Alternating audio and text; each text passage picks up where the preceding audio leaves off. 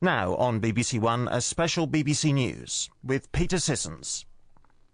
The Queen Mother has died peacefully at the age of 101. The announcement from Buckingham Palace said the Queen was at her bedside. Within minutes, people young and old started to gather and remember. The Prime Minister's tribute, she symbolised Britain's decency and courage. And the other news, Arafat defiant as another suicide bomber hits Israel.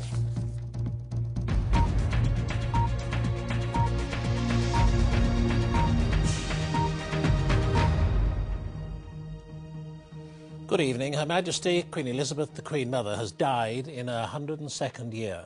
She died at Windsor at 3:15 this afternoon. Buckingham Palace said the end was peaceful and the Queen was at her side. Members of the royal family are arriving at Windsor tonight.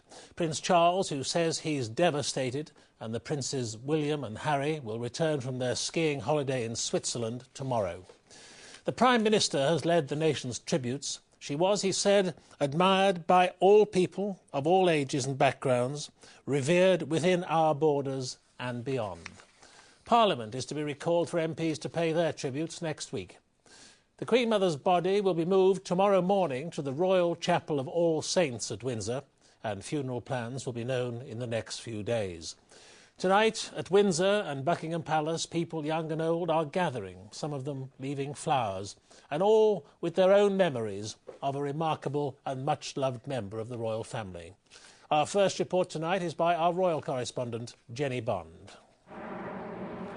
At Windsor Castle tonight, the Queen is mourning the loss of her mother, who at times had seemed so indestructible, but whose life finally ebbed away at 3:15 this afternoon. She died at her home close to the castle, where she'd been since the funeral of her younger daughter, Princess Margaret, in February. A statement from Buckingham Palace was issued at 5:45. It said, "The Queen, with the greatest sadness, has asked for the following announcement to be made immediately. Her beloved mother, Queen Elizabeth, died peacefully in her sleep this afternoon at Royal Lodge, Windsor." As well-wishers began to gather at the castle gates, more details emerged of the Queen Mother's final hours. Her doctors had been called this morning after her condition had deteriorated. The Queen and other members of the family gathered at her bedside. A local clergyman was called to say prayers.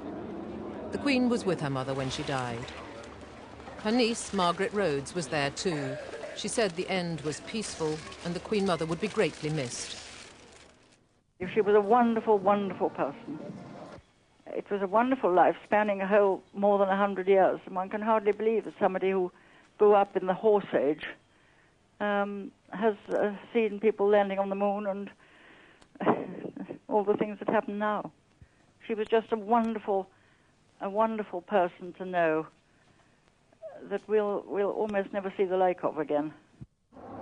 At Windsor, mourners expressed their sorrow at the passing of a woman who'd been part of our national life for most of a century. She's been such a long-standing figure. She's provided such continuity to the royal family. Huge loss. Yes, it's very sad it's happened this year, isn't it, with the Jubilee as well. So, very sad. I think a piece of history has died today as well. The Queen Mother's one of probably the few people who witnessed the whole of the 20th century. The Queen Mother's health began declining soon after her last major public appearance, a visit to the Ark Royal at Portsmouth in November. Then she had shown her customary zest for life, spending some 3 hours with the crew and their families. It's wonderful to feel that now that she's going to be at sea and guarding our shores just as the days of yore. A few weeks later, though, she developed a chest infection and bad cough, which she found hard to throw off. She became increasingly frail, and by the time of Princess Margaret's funeral last month, she was confined to a wheelchair. She hated being seen in it and travelled to the service in a car with blacked-out windows. Her death has come as a particular blow for Prince Charles, who began a week's skiing holiday at Cloisters only yesterday with his sons.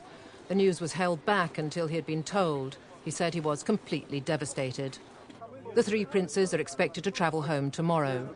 Many other members of the royal family are already at Windsor. The funeral arrangements have not yet been announced, but the service is expected to be held at Westminster Abbey after a lying in state at Westminster Hall.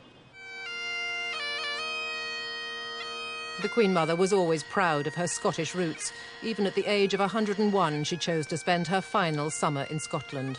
And tonight at Buckingham Palace, where she reigned as Queen and where she'd hoped to celebrate her daughter's Golden Jubilee in June, a lone piper sounded a lament for her long and eventful life. Jenny Bond, BBC News. The Prime Minister has led tributes to the Queen Mother tonight. Speaking from Chequers, Tony Blair said she'd become a symbol of Britain's decency and courage. First and foremost, our thoughts and prayers are with the Queen, particularly after the loss so recently